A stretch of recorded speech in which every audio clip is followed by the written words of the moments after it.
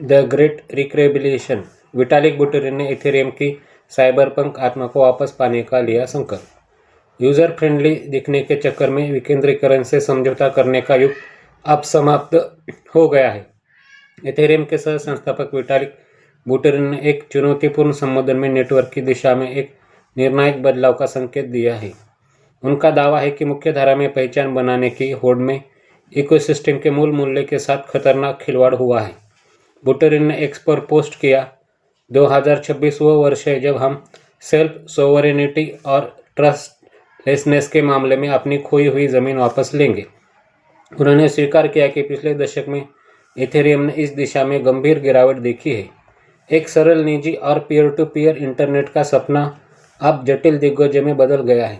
ऐसे विकेंद्रीकृत ऐप्स जो दर्जनों केंद्रीकृत सर्वरों को उपयोगकर्ता का डेटा लीक करते हैं और ऐसे फुल नोड्स जिन्हें चलाना एक आम व्यक्ति के लिए बेहद कठिन हो गया है। संप्रभुता का रोडमैप।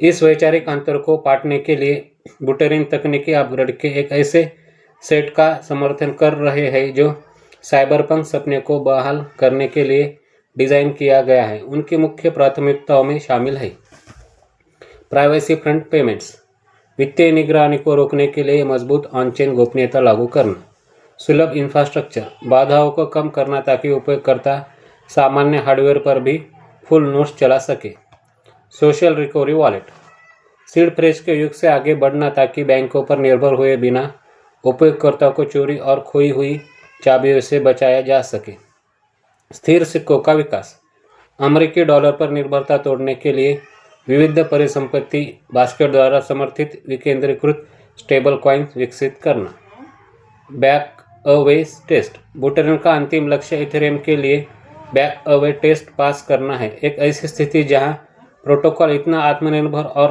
क्रिप्टोग्राफिक रूप से सुरक्षित हो कि वह डेवलपर के हस्तक्षेप के बिना 100 वर्ष तक कार्य कर सके।